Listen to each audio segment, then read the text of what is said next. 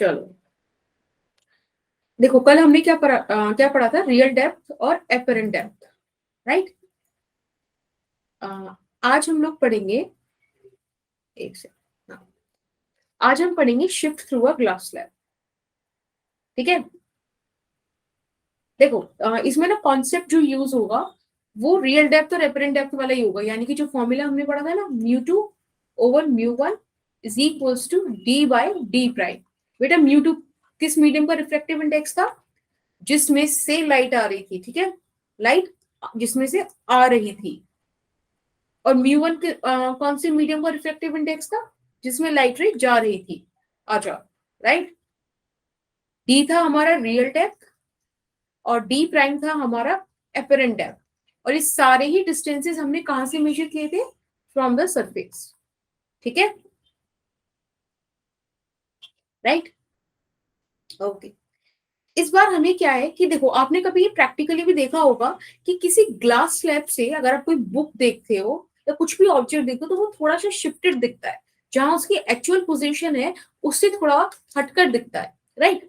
उभरा हुआ दिखेगा या आगे पीछे कुछ दिखेगा। तो जो शिफ्टिंग है इमेज की, ये क्यों हो रही है, कैसे हो रही है और कितनी हो रही है, ठीक है, इन चीजों को हम समझेंगे। तो पहले एक ग्लास स्लैब बनाने की कोशिश की जाएगी जो कि अच्छी बनी है। ठीक है, अब देखो, अगर मैं आपसे कहूंगी कितनी हो रही है तो बड़ा सिंपल सा इसका एक फॉर्मूला है। ठीक है, बहुत सिंपल सा फॉर्मूला है, S is equals to T. बेटे टी क्या है?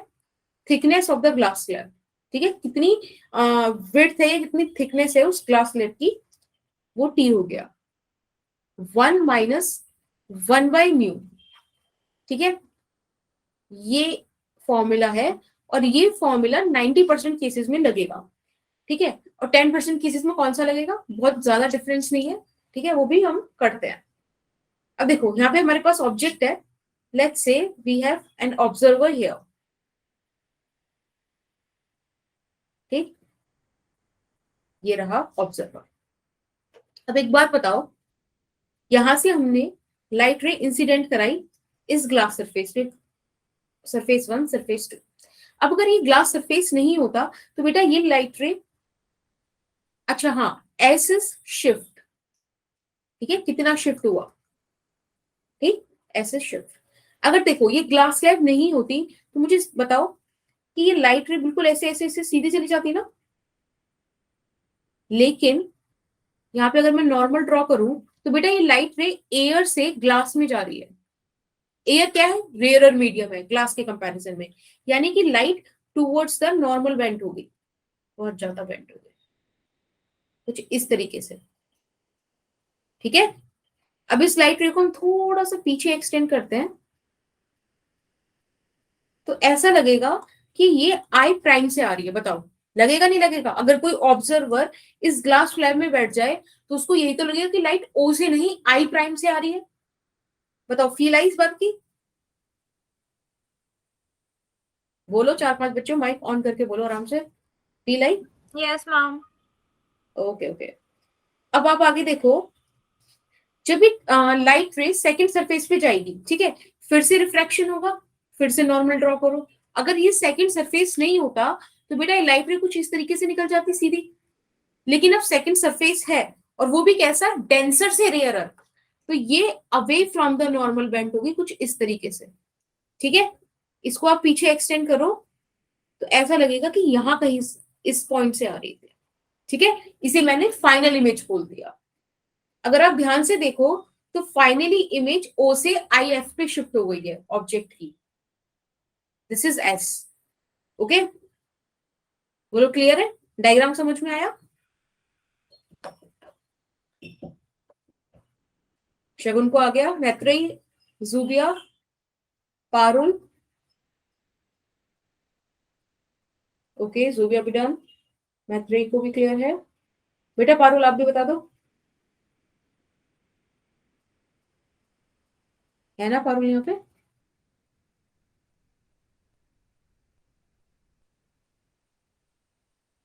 है क्या पारुल यहाँ पे बच्चों? Yes okay ma'am. Parul, okay उसको भी क्लियर है, ठीक है। चलो ओके, अब हम ना ये वाला फॉर्मूला प्रूव करके देखते हैं कि ये आया कैसे। ठीक है, फटाफट से एक सही सा डायग्राम बना देते हैं। ग्लास स्लैब, ठीक है, टी थिकनेस की, एंड ये यहाँ पे ऑब्जर्वर आ गया, नीली आंखों वाला, ये ऑब्जेक्ट है। अब देखो, ऐसा कंसीडर करते हैं कि ये जो ऑब्जेक्ट है ना, ये स्लैब से एक्स डिस्टेंस पर है। Yes, blue eyes. ठीक है, देखो यहाँ पे एक इमेज बनी थी आई प्राइम, जो इस फर्स्ट वाले सरफेस के हिसाब से बनी थी, और एक बनी थी आई एफ, ठीक है, जो फाइनल इमेज बनी थी। इसी डिस्टेंस को हमने क्या बोला था, शिफ्ट।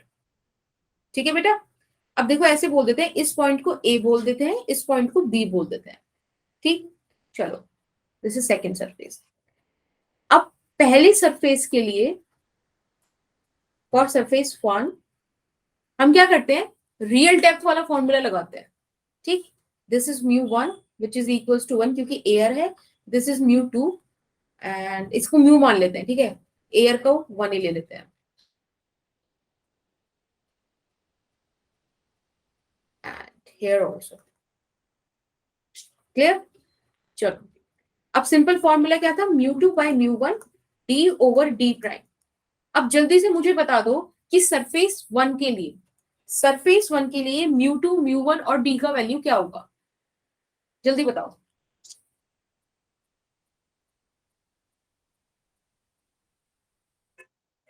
बोलो,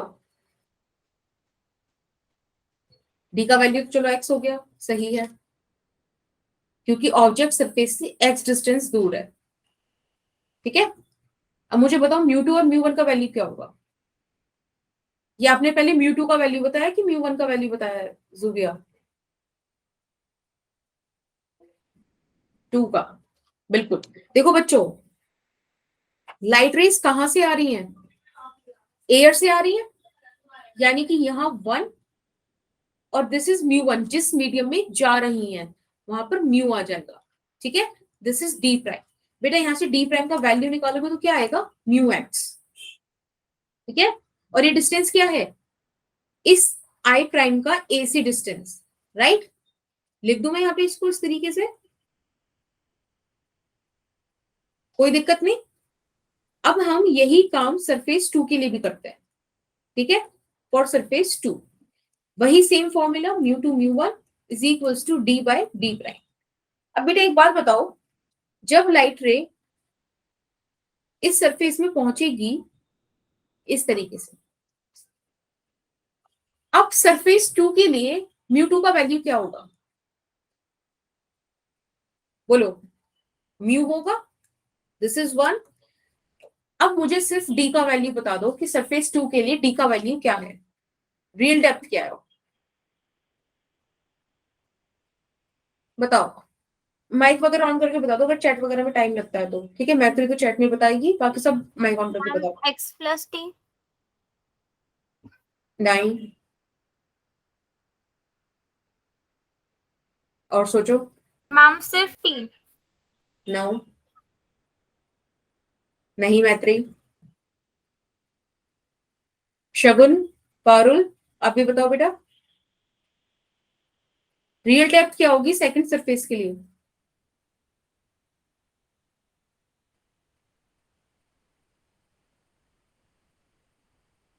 पारुल ने लीव कर दिया, चलो बताओ।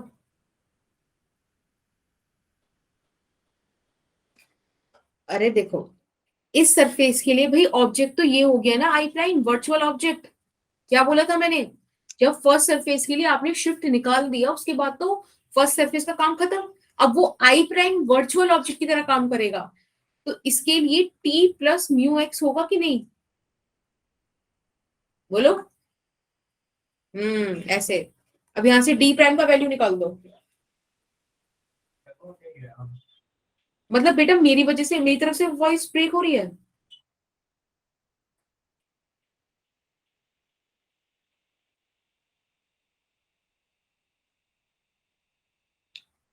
एक बार, चलो मैत्री को तो नहीं लग रहा, जुबे तुम भी कंफर्म कर दो।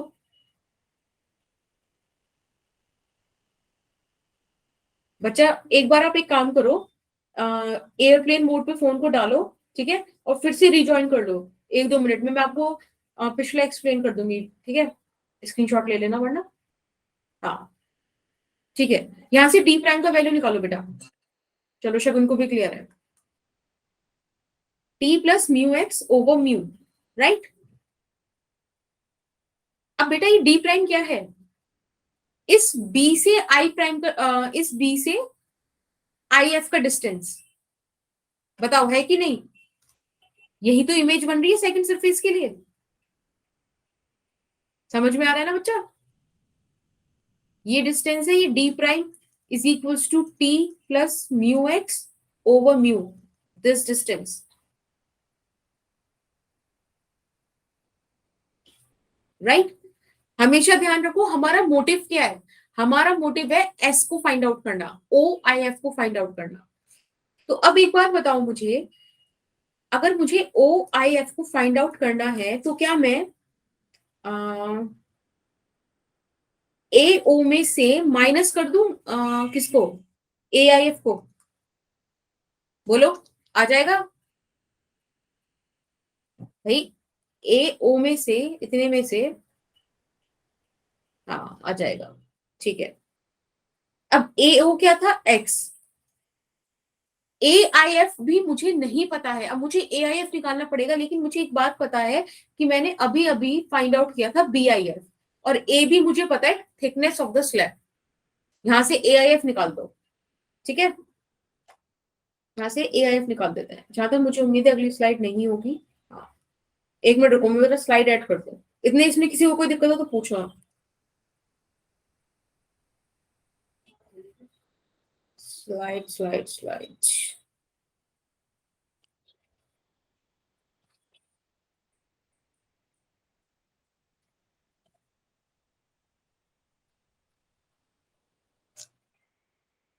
हम्म, तो हमने निकाला कि s is equals to, clear है सबको? चलो पारुल को भी क्लियर है। s is equals to x minus B I F minus A B, ठीक है। तो अब बस हमें वैल्यूज पुट करनी है यहाँ पे। इसकी वैल्यू हो जाएगी T plus mu x by mu, right,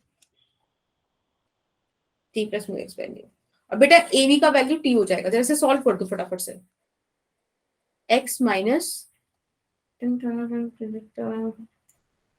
T plus mu x minus mu T over mu, ठीक। मतलब ये तो बेसिक मैथमेटिक्स है, इसमें तो ज्यादा दिक्कत होनी नहीं चाहिए, अगर है तो बता देना, ठीक है।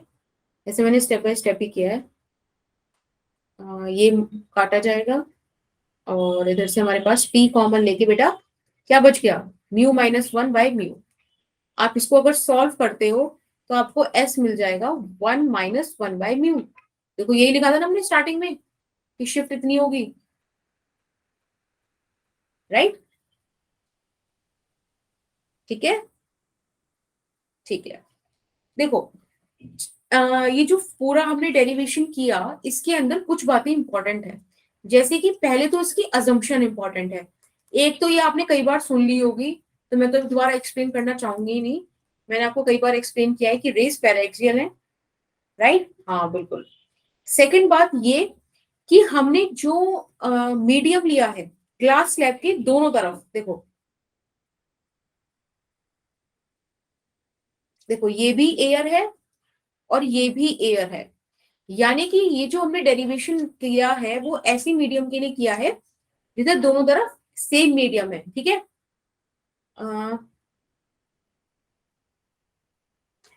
Either side of glass slab medium is same, ठीक है, या तो एयर ही है या वाटर ही, जो कुछ भी है मीडियम सेम है। अब तीसरी बात, एक बात बताओ, इस फॉर्मूले में कहीं आपको एक्स दिखाई दे रहा है? एक्स क्या था? ऑब्जेक्ट स्लैब से कितनी दूर रखा है, हमको क्या इस फॉर्मूले में कहीं दिखाई दे रहा है? नहीं दिखाई दे रहा। इसका मतलब है कि shift is independent of the distance. Independent है किससे? उस डिस्टेंस से which is in between object and glass slab. कोई फर्क नहीं पड़ता, ऑब्जेक्ट को ग्लास स्लैब के बहुत पास रख दो या बहुत दूर रख दो, शिफ्टिंग बराबर होगी, ठीक है, जितनी होनी है वो टी पे डिपेंड करेगी और रिफ्रैक्टिव इंडेक्स पे डिपेंड करेगी। और तीसरी चीज मैंने आपको बताया था 90% केसेस में ये काम कर जाएगा, क्यों? क्योंकि 90% केसेस जो हमारे पास आएंगे उसमें हम एयर को मीडियम लेंगे ग्लास स्लैब के दोनों तरफ। लेकिन अगर हमारे पास कोई और मीडियम है तो बेटा तब फॉर्मूला ये लग जाएगा। देखो कोई इसमें बहुत बड़ी साइंस नहीं लग रही है, mu surrounding upon mu glass slab. एक बात बताओ, हमने यहाँ पे 1 रखा हुआ है ना, 1 क्यों रखा था? क्योंकि ये एयर का रिफ्रैक्टिव इंडेक्स है, तो यहाँ पे म्यू ऑफ एयर है, नीचे म्यू ऑफ ग्लास स्लैब है, ठीक है। तो ये जनरल केस है, ये सिर्फ एयर के लिए है। Is it okay? बोलो। ओके ओके, इसका स्क्रीनशॉट रखना है तो रख लो, ठीक है, फिर आगे क्वेश्चंस करते हैं। हाँ एक और चीज रह गई, अभी मत लेना स्क्रीनशॉट। कहाँ लिखें? देखो इसे स्टार्टिंग में समझा देती हूँ। यहाँ पे देखो ये जो शिफ्ट है ना, ये शिफ्ट पॉजिटिव भी हो सकती है, शिफ्ट नेगेटिव भी हो सकती है, ठीक है। अगर शिफ्ट पॉजिटिव है इसका मतलब है कि इंसिडेंट रे की तरफ हुई है, ठीक है। इसका मतलब है शिफ्ट इज हैपन इन, थोड़ा सा और ऊपर से ले लेते हैं, 1 मिनट रुको बस 1 सेकंड। देखो मैंने बोला कि शिफ्ट पॉजिटिव भी हो सकती है और नेगेटिव भी हो सकती है। अगर शिफ्ट पॉजिटिव है तो इसका मतलब है कि जो मतलब इमेज शिफ्ट हुई है, जो ऑब्जेक्ट शिफ्ट हुआ है वो in the direction of incident ray हुआ है ना। हमने ये साइन कन्वेंशन भी पढ़ा है कि इंसिडेंट रे की डायरेक्शन में जितने भी डिस्टेंसेस हम मेजर करते हैं वो पॉजिटिव होते हैं, और अगर ये नेगेटिव हुई है तो अपोजिट डायरेक्शन में हुआ है, ठीक है। यानी कि देखो इंसिडेंट लाइट रे इस डायरेक्शन में है, राइट, तो this is positive. Final image यहाँ इस तरफ शिफ्ट हुई, ऑब्जेक्ट से इस तरफ, ठीक, ये पॉजिटिव ऐसे है। लेट्स से इन सम केस ये नेगेटिव आ जाए, तो उस केस में ऑब्जेक्ट से अपोजिट डायरेक्शन में जाएगी इंसिडेंट लाइट रे के। बेटा समझ में आई ये वाली बात?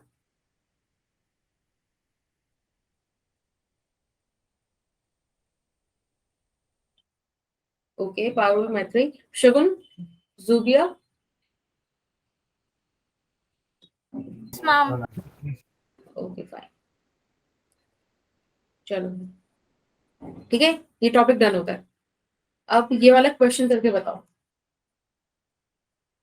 हमें इसमें शिफ्ट निकालनी है, थिकनेस दी हुई है, रिफ्रैक्टिव इंडेक्स दिया हुआ है, एयर दी हुई है, ऑब्जेक्ट डिस्टेंस दिया हुआ है, शिफ्ट बता दो कितनी आएगी।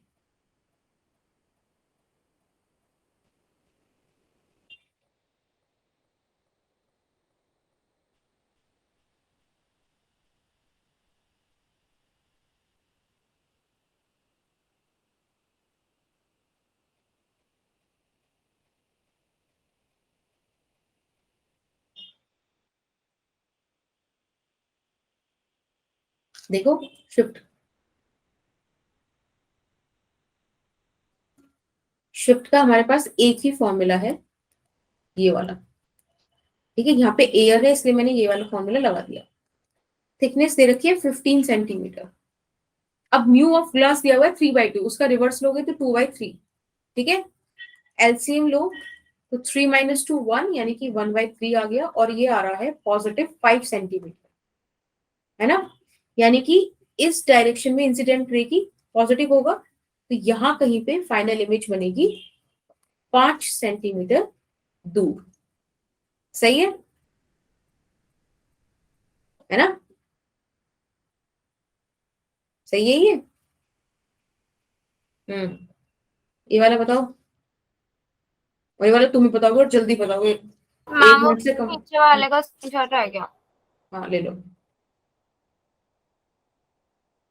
ले लिया। Yes, ma'am.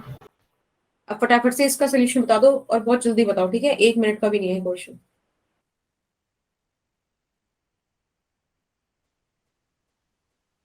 सेम फॉर्मूला लगना है।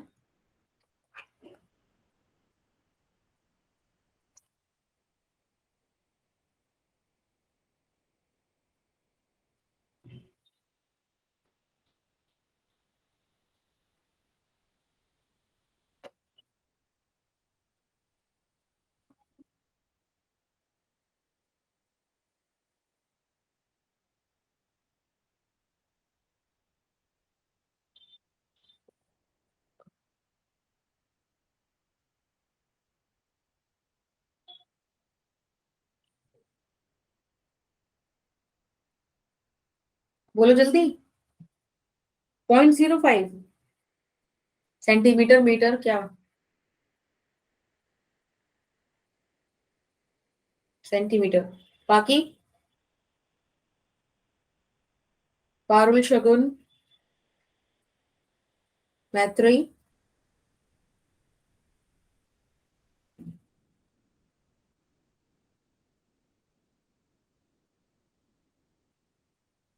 माइनस में।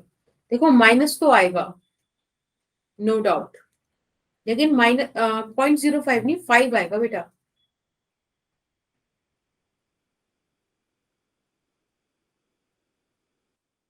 अच्छा सॉरी, सॉरी सॉरी, इस बार 2 भी दे रखा है ना, म्यू इज इक्वल्स टू 2।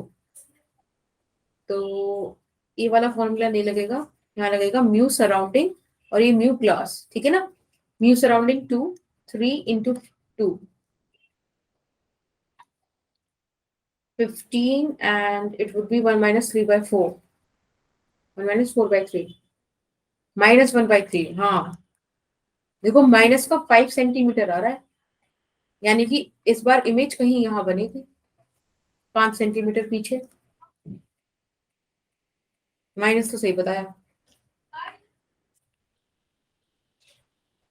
बताओ सबको क्लियर है ये वाला? मैत्रेयी, जूबिया, पारुल, शगुन,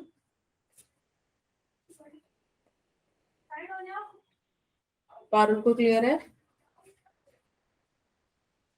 जूबिया क्लियर है, ओके। शगुन, मैत्रेयी सबको क्लियर है, फाइन। अब देखो ये हो गया थोड़ा सा कॉम्पिटेटिव लेवल का, और कॉन्सेप्ट इसमें कुछ नहीं है, यही कॉन्सेप्ट लगाना है आपको। कहीं पर ना कॉम्पोजिट स्लैब्स के क्वेश्चन आते हैं, इसमें मतलब बहुत सारे स्लैब्स ऐड कर देते हैं, ठीक है। स्क्रीनशॉट लो।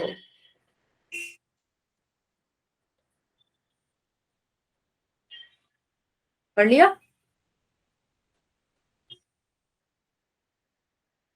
क्या? ओके। अब देखो ये कॉम्पोजिट स्लैब्स है, यानी कि different different slabs, different different thickness की, रिफ्रैक्टिव इंडेक्स डिफरेंट वगैरह वगैरह हमने एक तरीके से रख दी। अभी मुझसे पूछ रहा है शिफ्ट बताओ, ठीक है। तो फॉर्मूला जो बेसिक मैंने आपको बताया है वो आप यूज कर सकते हो, क्योंकि इस केस में यहाँ भी एयर, यहाँ भी एयर, एयर है, ठीक है। बट एक बात बताओ, अगर तुम ये वाला फॉर्मूला लगाने जाओगे तो पहले तुम ये वाला फॉर्मूला फर्स्ट स्लैब के लिए लगाओगे, फिर सेकंड स्लैब के लिए लगाओगे, फिर थर्ड के लिए लगाओगे, समझ रहे हो। और हर सरफेस में हर स्लैब में 2 सरफेसेस हैं, तो बेसिकली तुम object, virtual image, virtual object ये सब बनाते बनाते समझ रहे हो कितना ज्यादा बड़ा हो जाएगा क्वेश्चन। जबकि ये क्वेश्चन सिर्फ एक कॉन्सेप्ट से 1 मिनट का हो जाएगा, और वो क्या कॉन्सेप्ट है? वो ये कि आपको शिफ्ट वाले मेथड की ना प्रॉपर्टीज समझ में आनी चाहिए, कि शिफ्ट वाले मेथड मतलब शिफ्ट का जो फॉर्मूला है उसे कोई फर्क नहीं पड़ता कि कॉम्पोजिट स्लैब्स के बीच दूरी कितनी है, ठीक है, कुछ फर्क नहीं पड़ता। उसे फर्क नहीं पड़ता बीच में मीडियम कौन सा है, बस फर्क किस मीडियम से पड़ेगा, जहां ऑब्जेक्ट रखा है और जहां ऑब्जर्वर है वो सेम है कि नहीं, ठीक है। बीच में कुछ भी भर दो, कुछ फर्क नहीं पड़ना। तो आप ऐसे उसमें क्या करोगे, नेट शिफ्ट निकालने के लिए तीनों स्लैब से शिफ्ट निकालो, ठीक है, और उनको ऐड कर दो एल्जेब्रिकली। आई बात समझ? इस फर्स्ट से जो भी स्लैब बन, जो भी इसका शिफ्ट आएगा वो निकालो। चलो निकाल के बताओ मुझे एस फर्स्ट कितना आ रहा है, यानी कि S first is equals to T first 1 minus 1 upon mu of first slab. बताओ कितना आ रहा है, जल्दी से, जल्दी जल्दी सॉल्व करो। देखो पिछले 2 क्वेश्चन सॉल्व नहीं करने, समझ लो 3 क्वेश्चन है इसके अंदर। जल्दी से मुझे एस फर्स्ट निकाल के बताओ, एस सेकंड बताओ और एस थर्ड बताओ, जल्दी से। जूबिया आप एस फर्स्ट निकालो, मैत्री आप एस सेकंड निकालो, शगुन एस थर्ड निकालो, और जब ये सब आ जाए तो पारुल आप एस फोर्थ निकालना, मतलब एस नेट निकालना, जल्दी से।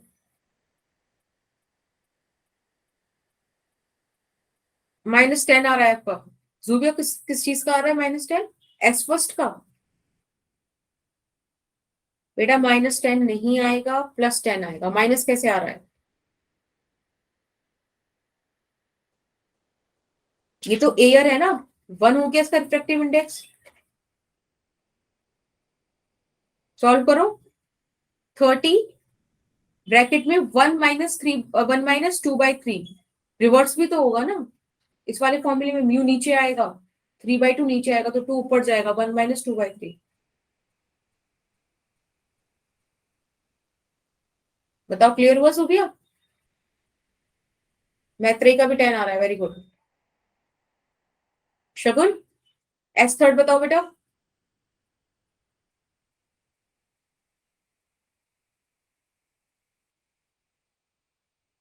नहीं शगुन, 10 नहीं आएगा बेटा। एस थर्ड क्या आएगा?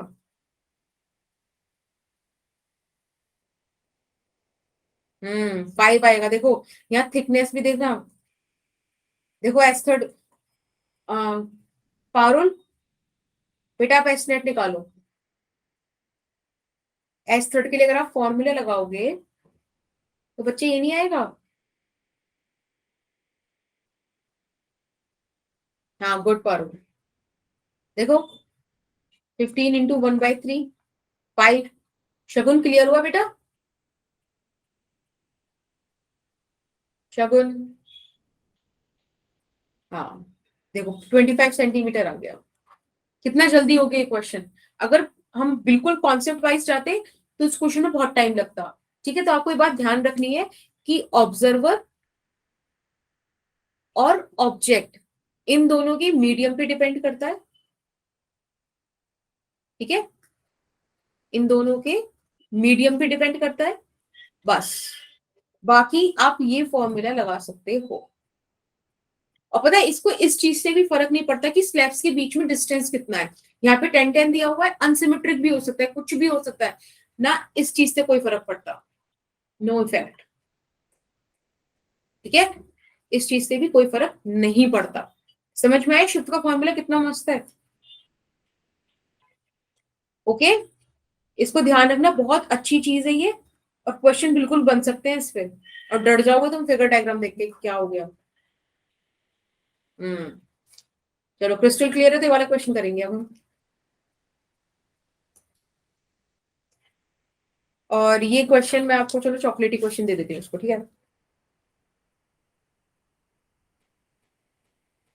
नहीं नहीं, डरना नहीं है, कॉन्सेप्ट लगाओ। इट्स अ चॉकलेटी क्वेश्चन, ठीक है। थोड़ा सा बस डिफिकल्ट, थोड़ा सा मतलब कॉन्सेप्ट चेक करेगा आपका। और ये मत खेलना कि, हाँ बेटा फाइनल इमेज और शिफ्ट इज सेम। जहां फाइनल इमेज बनेगी वही आपका फाइनल शिफ्ट होगा। ठीक है, चलो देखो उसमें क्या दे रखा है, ये एक ऑब्जेक्ट दिया हुआ है जो ग्लास स्लैब से 25 सेंटीमीटर दूरी पर है। और ग्लास स्लैब की थिकनेस 15 सेंटीमीटर दी हुई है। और उसका रिफ्लेक्टिव इंडेक्स आपको 3/2 दिया हुआ है, राइट। और एक ग्लास स्लैब मिरर से 25 सेंटीमीटर दूर है, फोकल लेंथ -40 सेंटीमीटर है। पूछा जा रहा है ऑब्जेक्ट का फाइनल इमेज कहाँ बनेगा आफ्टर शिफ्टिंग।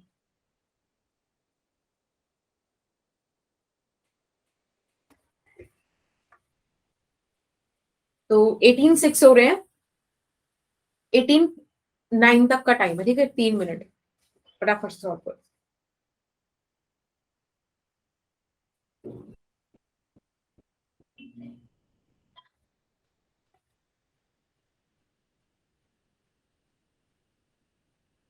अभी मुझे इसके आगे तुम्हें 2 3 चीजें और करानी है।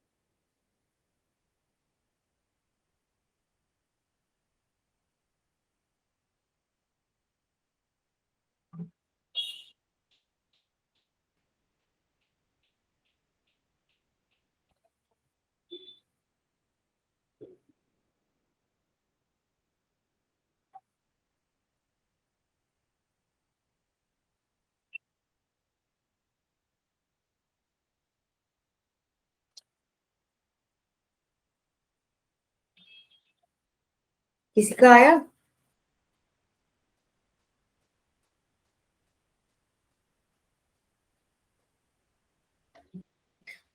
चलो, मैत्रेयी ने तो मना कर दिया।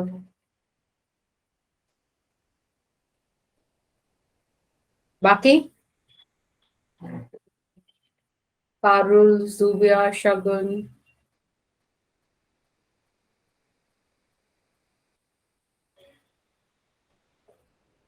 नहीं, चलो ठीक है, मैं सॉल्व करते, टाइम वेस्ट नहीं करते। चलिए, चॉकलेट भी आप काटते हैं। हाँ, देखो, ये glass slab, first surface, second surface. Ma'am भी गलत है? मैंने क्या गलत कर दिया? अच्छा, मेरा भी गलत है, दैट्स ठीक है, ठीक है, ओके। चलो, फर्स्ट सरफेस पे बात करते हैं। एक बात बताओ, ये जो ऑब्जेक्ट है, जब यहां से लाइट रेज निकलेंगी, इसका शिफ्टिंग होगा, ठीक है। तो सबसे पहले हम एक काम करते हैं कि हम कैलकुलेट कर लेते हैं, कैलकुलेट शिफ्ट, ठीक है, ड्यू टू ग्लास स्लैब, इस ऑब्जेक्ट की। अब एक बात बताओ, S is equals to T, simple formula लगेगा। टी कितना है यहाँ पे? 50, 1 माइनस 2/3, प्लस का 5 आ रहा है ये, है ना। यानी कि ऑब्जेक्ट यहाँ जो है फर्स्ट बार यहाँ शिफ्ट हो जाएगा, 5 सेंटीमीटर ये और 20 सेंटीमीटर ये, इस तरह से, ठीक। अब जब यहाँ पे लाइट रे कुछ इस तरीके से पहुंची होगी, ये कुछ ऐसे, ये ज्यादा ही झुका दी है, ऐसे झुकेगी नहीं ज्यादा, थोड़ा सा सही से बनाते हैं, ऐसे, ऐसे और ये ऐसे, ठीक है, कुछ इस तरीके से गई। अब जब मैं मिरर की बात करूंगी तो बेटा, जब हम मिरर पे चले जाएंगे तो रिफ्लेक्शन आ जाएगा, ठीक है। इसका मुझे फोकल लेंथ दिया हुआ है -40 सेंटीमीटर। जल्दी से मुझे ऑब्जेक्ट डिस्टेंस बता दो, ऑब्जेक्ट डिस्टेंस कितना होगा?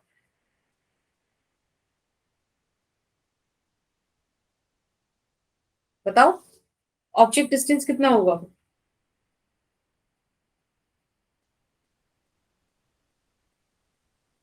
बोलो। 65, ओके। जूबिया का आया। मैत्रेयी और बाकी सभी बोलो, पारुल, शगुन, क्या आएगा बेटा ऑब्जेक्ट डिस्टेंस मिरर से? जूबिया ने तो सही कर दिया, 60 होगा। क्यों? क्योंकि वर्चुअल ऑब्जेक्ट है अभी ये, ठीक है। ओ का काम खत्म, आई प्राइम, -60 सेंटीमीटर। देखो, 20 ये, 15 ये, 25 ये, ऐड करो, कितना आएगा? 60 सेंटीमीटर। यहां से फटाफट बी निकाल लेते हैं। तो -1/40 is equals to -1/60 plus 1/v। ठीक है, आप यहाँ से 1/v कैलकुलेट करके मुझे बताओ कितना आ रहा है। बताओ जल्दी, v कितना आ रहा है?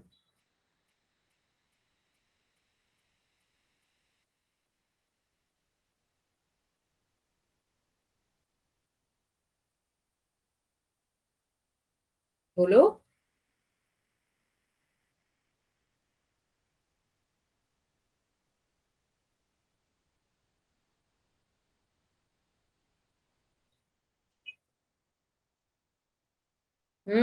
बताओ जल्दी, v कितना आ रहा है? इतना टाइम लगेगा तुम्हें सॉल्व करने में?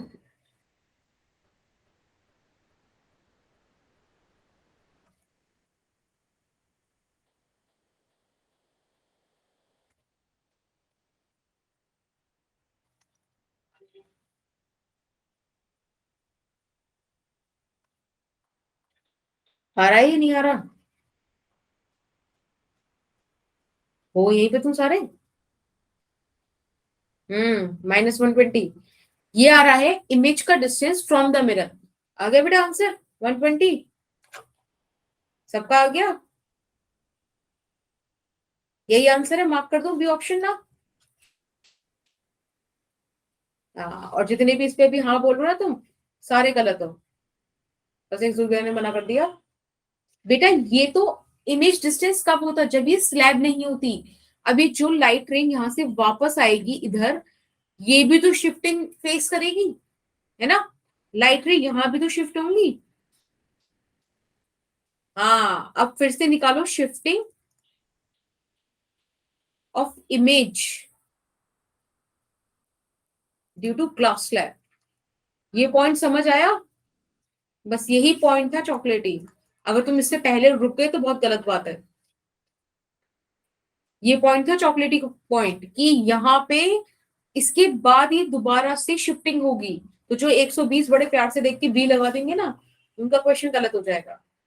दोबारा से शिफ्टिंग हो रही है, यानी कि S is equal to T 1 - 1/μ।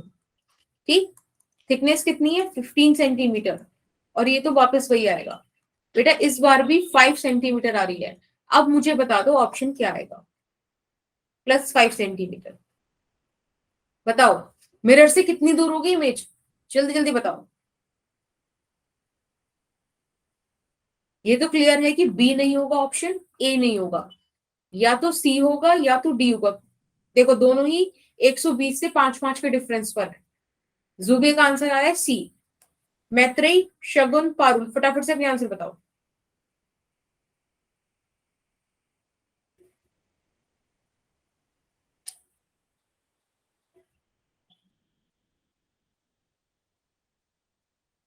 Parul ने आंसर दिया है डी।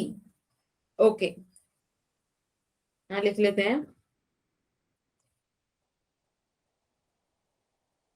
जूबिया का सी, शगुन का सी, मैत्रेयी का सी।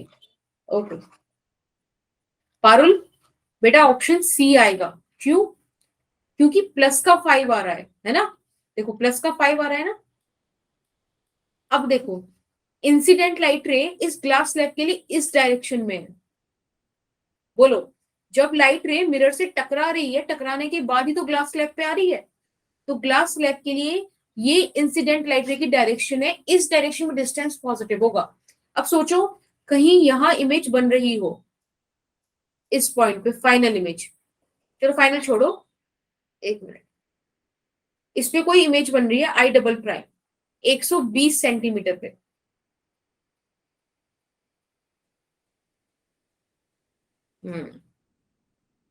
ठीक है, 5 सेंटीमीटर पॉजिटिव डायरेक्शन में आ गए यहाँ पे, यानी कि यहाँ फाइनल इमेज बनेगी।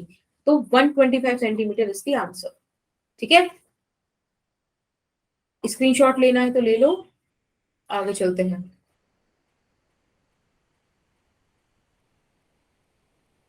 लेना है स्क्रीनशॉट? डन, ओके, इसका भी ले लो।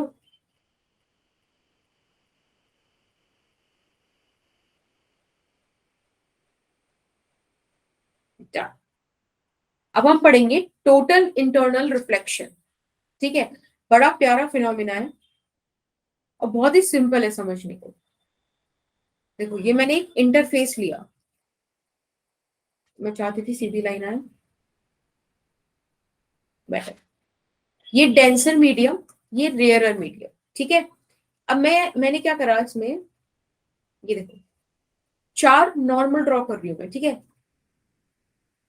Normal, normal, normal, this is also normal.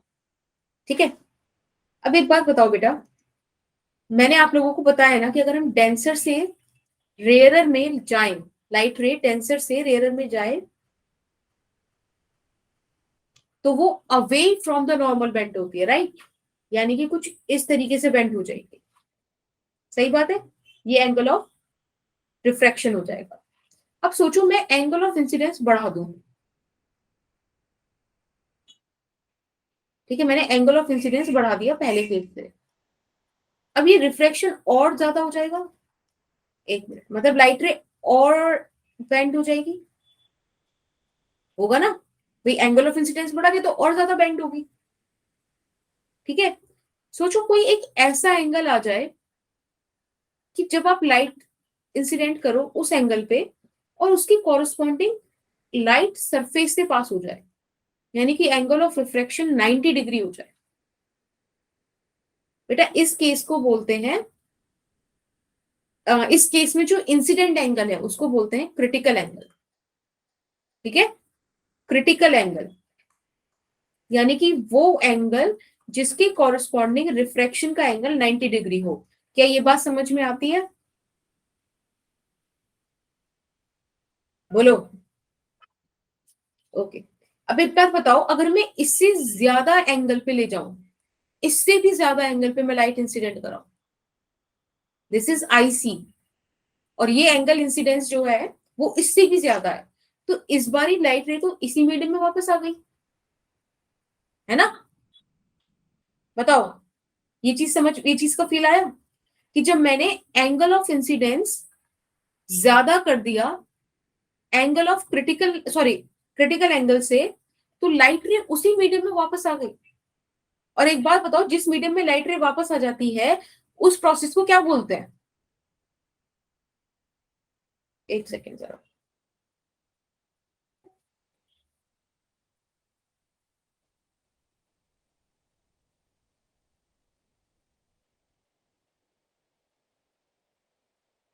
हाँ हाँ, सही है सही है, रिफ्लेक्शन, उसे रिफ्लेक्शन बोलते हैं। Very good. यानी कि बेटा इस ही, ये हो गया हमारा रिफ्लेक्शन। और ये जो आर है ना, इस बार ये एंगल ऑफ रिफ्लेक्शन, इसे मैं दूसरा वाला आर बना देती हूँ, ये वाला, this is angle of reflection. ठीक है। आपने देखा है कई बार, जैसे कि पानी का सरफेस है, ठीक है, कोई पॉन्ड कोई लेक वगैरह कुछ हो, उसमें अगर आप कोई चीज डालो तो वो आपको उभरी हुई दिखाई देगी, साथ में आपको अपना रिफ्लेक्शन भी दिखाई देता है चेहरे का।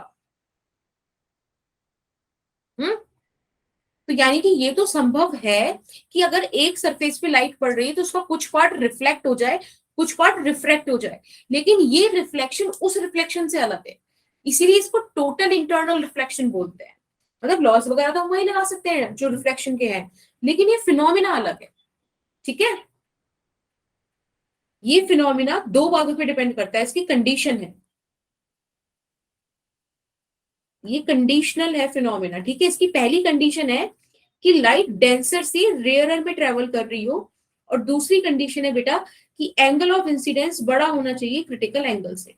अगर ये दो कंडीशन सेटिस्फाई होती हैं, अगर ये दो कंडीशन सेटिस्फाई होती हैं, तब आप कह सकते हो कि टीआईआर होगा। ठीक है।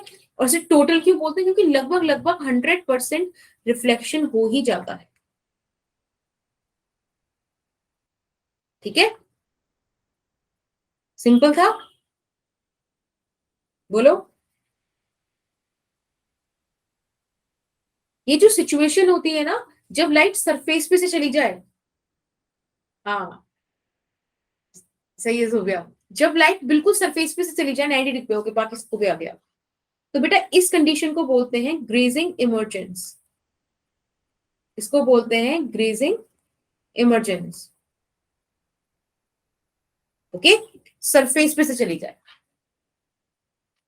अब इस सिचुएशन को ऑब्जर्व करके आप बोल सकते हो ये वाली बात, मैं यहां लिख देती हूँ नेक्स्ट, नेक्स्ट स्लाइड में रखिए, तो ये लिख देते हैं साइड में। देखो, अगर एंगल ऑफ इंसिडेंस, देखो या तो कम होगा क्रिटिकल एंगल से, है ना, या क्रिटिकल एंगल से ज्यादा होगा, या क्रिटिकल एंगल के बराबर होगा, ये तो काम होंगे। अगर एंगल ऑफ इंसिडेंस छोटा है क्रिटिकल एंगल से, तो बेटा रिफ्रैक्शन होगा। राइट। देखो, जो इन सारे केसेस में होता आ रहा था, यहाँ पे एंगल ऑफ इंसिडेंस बहुत मतलब छोटा था क्रिटिकल एंगल से, तो रिफ्रैक्शन हो रहा था। जैसे ही angle of incidence critical angle से बढ़ गया, तब हमें टीआईआर ऑब्जर्व हुआ, और इस केस में हमें ग्रेजिंग इमर्जेंस देखने मिलेगा। ठीक है। राइट। सिंपल था। अगर किसी को स्क्रीनशॉट वगैरह कुछ लेना लेना था पिछला ईयर, ले लिया ये वाली स्लाइड का? अगर लेना है तो अभी ले लो, फिर मैं आगे चलती हूँ। ठीक है। चलो, कैलकुलेशन फॉर आईसी, यानी कि हमें क्रिटिकल एंगल कैलकुलेट करना है, तो सबसे पहले क्रिटिकल एंगल वाली कंडीशन बना लेते हैं। This is denser, this is rarer, और ये रहा हमारा नॉर्मल, और इस बार जो लाइट रे है वो क्रिटिकल एंगल पर आ रही है। ठीक है। अगर क्रिटिकल एंगल पे आ रही है तो बेटा इस तरह से सरफेस पे से चली जाएगी, राइट। एंगल ऑफ रिफ्रैक्शन हो जाएगा 90 डिग्री। बेटा अगर मैं यहाँ पे इसे μ1 बोल दूं, इसको μ2 बोल दूं, ठीक है, स्नेल्स लॉ लगाते हैं। मैंने आपको बताया था अगर आपको कभी रेशियो में दिक्कत हो तो आप क्या करो, जो मीडियम ले रहे हो उसी के कॉरेस्पॉन्डिंग एंगल उठा लो, है ना। जो मीडियम ले रहे हो उसी के कॉरेस्पॉन्डिंग एंगल उठा लो, बस, राइट। अब देखो साइन आईसी तो हमको चाहिए, साइन 90 कितना होता है बेटा, 1, है ना। यहाँ पे लिख देती हूँ इनकेस अगर किसी को दिक्कत रहे। तो साइन 90 डिग्री हो जाएगा 1। यहां से आप साइन आईसी की वैल्यू निकाल सकते हो μ1 बाय μ2। बेटा अगर आपको आईसी चाहिए तो हो जाएगा साइन इनवर्स μ1 μ2, सही है ना, कोई दिक्कत तो नहीं इसमें, बड़ा सिंपल सा था, ठीक है। अब एक बात सोचो खुद दिमाग से, साइन थीटा का वैल्यू किस रेंज में लाई करता है। अगर आप साइन थीटा का ग्राफ बनाने बैठ जाओ तो कुछ ऐसा बनता है ना साइन थीटा का ग्राफ, यानी कि वो 0 से +1 और फिर कुछ टाइम बाद -1, तो इन दो सिचुएशन में वो लाई करता है, राइट। बेसिकली हमारा जो मतलब दिमाग में एक बात आनी चाहिए, वो ये आनी चाहिए कि साइन आईसी जो है, कुछ भी हो साइन थीटा, वो हमेशा छोटा रहे 1 के, क्योंकि अगर बराबर हो गए तो 90 डिग्री पे आ रहा है, वो तो नॉर्मल इंसिडेंस का केस हो जाएगा, समझ रहे हो ना। अगर इंसिडेंट एंगल 90 डिग्री हो गई तो नॉर्मल इंसिडेंस का केस हो गया। बट हमें देखना है कि नॉर्मल कंडीशन ये रहनी चाहिए। अगर ये रहनी चाहिए तो इसका मतलब ये है कि μ1 छोटा रहना चाहिए μ2 से। क्या यहां तक पहुंच पाए हम लोग, ठीक है। अगर आपको क्वेश्चन में दो मीडियम दे रखे हो जो कि ऑब्वियसली दिए रहे होंगे, तो आपको उसमें जब साइन आईसी का वैल्यू निकालना हो तो हमेशा दिमाग में रखना कि जो छोटे वाला रिफ्रैक्टिव इंडेक्स है उसको आप न्यूमरेटर में रखो, और जो बड़े वाला रिफ्रैक्टिव इंडेक्स है उसको डिनोमिनेटर में रखो।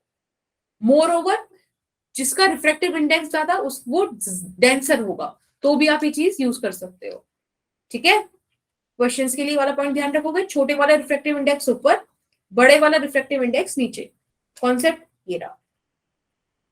चलो इसका स्क्रीनशॉट लेना है तो ले लो फटाफट से, ले लिया। अब हम क्वेश्चन करते हैं फटाफट, बढ़िया बढ़िया एक दो बताओ। ये वाला क्वेश्चन, क्रिटिकल एंगल निकालना है, एयर दिया हुआ, एयर का रिफ्रैक्टिव इंडेक्स दिया हुआ है और ग्लास का दिया हुआ है,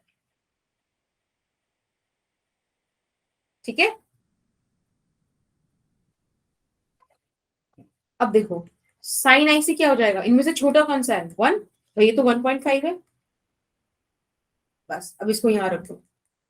तो आईसी का वैल्यू हो जाएगा साइन इनवर्स 2/3, ठीक है, sine inverse 2/3, this is your critical angle. बस देखा, इतना सा कैलकुलेशन है, बहुत बड़ी बात है ही नहीं इसमें। स्क्रीनशॉट ले लो, आगे चले। ये क्वेश्चन है बढ़िया, आगे नहीं चलना, स्क्रीनशॉट ले लिया बेटा।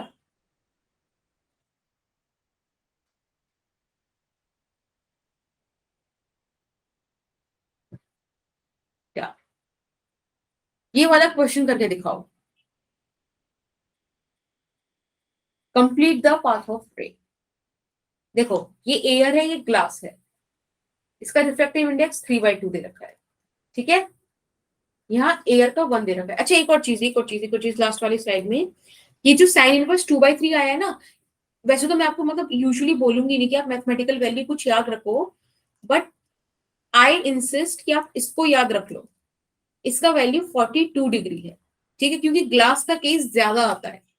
तो याद रखो कि ग्लास के लिए क्रिटिकल एंगल 42 डिग्री है, ठीक है, this is critical angle for glass.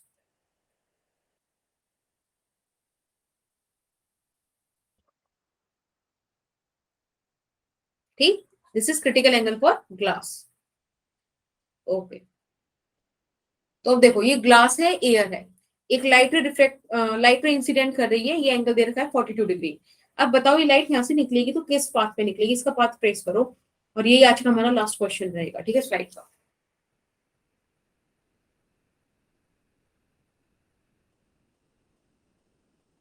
हाँ बोलो जुबिया।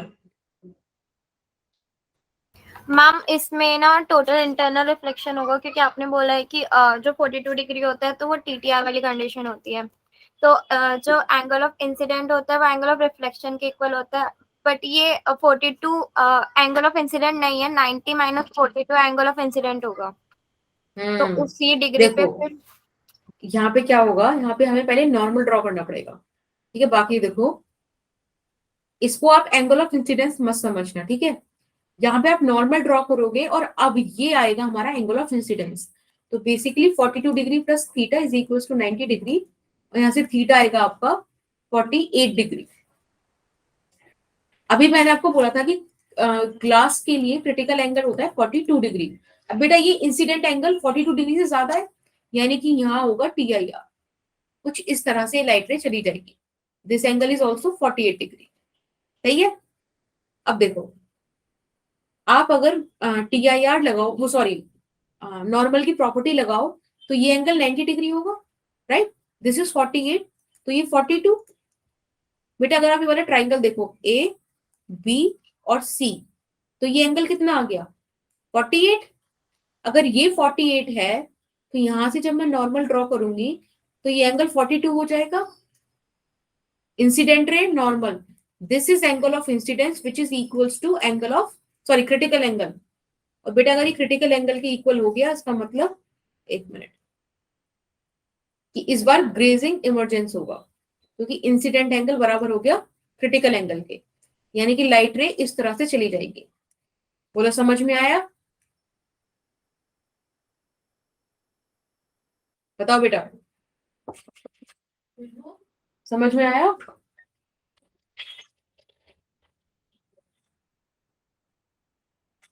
बोलो, शगुन को आ गया, जुबे को आ गया, मैत्रेयी, पारुल, पारुल तो है नहीं, मैत्रेयी समझ में आया बेटा, दोबारा से एक्सप्लेन करूं।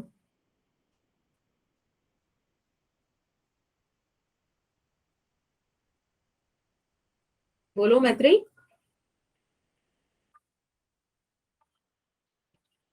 हाँ एक बार कर दो, ये देखो।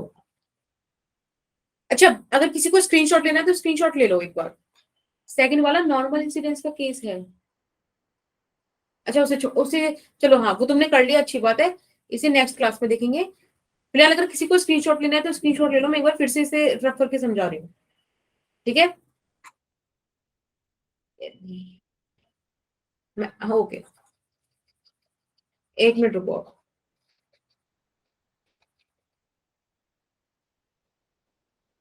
देखो मैत्री ध्यान से देखना बेटा, जब ये लाइट रे इस सरफेस पे आएगी तो मुझे एंगल ऑफ इंसिडेंस चाहिए, ठीक है, क्रिटिकल एंगल की TIR होगा कि नहीं होगा, तो मुझे इसके लिए एंगल ऑफ इंसिडेंस तो चाहिए। तो देखो मैंने यहाँ पे सबसे पहले नॉर्मल ड्रॉ किया। बेटा अगर ये 42 डिग्री है तो ये 42 90 माइनस 42 होगा, ठीक है, हाँ या ना बोलते चलो आप, ये 48 डिग्री होगा, बिल्कुल होगा। अब बेटा ये 48 डिग्री है, एक मिनट, तो उसी एंगल से यहाँ भी आएगा, ये एंगल भी 48 डिग्री होगा, angle of I is equal to angle of R. अब एक बात बताओ, ये भी तो 90 डिग्री एंगल होगा, अगर ये 48 तो बेटा ये 42 डिग्री होगा कि नहीं होगा,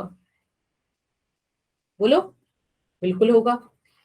अभी वाला ट्राइंगल आप देखो, this is 90 degree, this is 42 degree, बेटा यहाँ पे एंगल सम प्रॉपर्टी लगा दो, तीनों एंगल का सम मिलके 180 डिग्री होना चाहिए, तो 42 प्लस 90 यानी कि this angle is 48 degree, right, right. अब यहाँ पे फिर से आप नॉर्मल ड्रॉ कर दो, ठीक, अगर आप नॉर्मल ड्रॉ करोगे तो आप देखोगे ये angle 90 degree, if this is 48 बेटा दिस इज 42, बोलो। अब देखो यहाँ पे एंगल ऑफ इंसिडेंस बराबर आ गया क्रिटिकल एंगल के। मैंने आपको क्या बताया था, जब भी angle of incidence critical angle के बराबर होगा तो ग्रेजिंग इमरजेंस होगा, यानी कि लाइट रे सरफेस से लड़ते हुए इस तरह से बाहर आ जाएगी। Is it okay?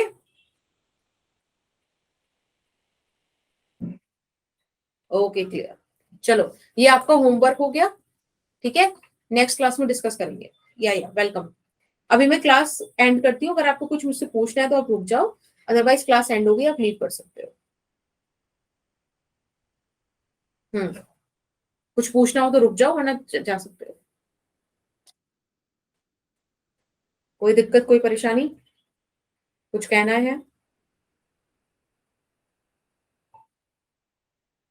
नहीं? Bye bye. Okay, welcome welcome. Extra class लेकर सिलेबस करवा दूं? ओके, मैं बात करती हूँ एक्स्ट्रा क्लास का। एक बार करेंगे, कल जब आएंगे ना तो एक बार सबसे पूछ लेंगे कि सबको एक्स्ट्रा क्लास चाहिए। अगर ऐसा है तो मैं इसी दिन में लगा दूंगी, ठीक है। नहीं नहीं, स्ट्रेस लेने की जरूरत नहीं है जुबिया, डू नॉट वरी। ठीक है, I will talk to team कि ऐसा कुछ बच्चे बोल रहे हैं, तो वीक डेज पे लगेगा, लेकिन ठीक है, संडे को नहीं, वीक डेज पर ही। Is it okay? Okay okay, तो मैं बात कर लूंगी टीम से। ठीक है, चलो bye bye, good night, take care, Tata.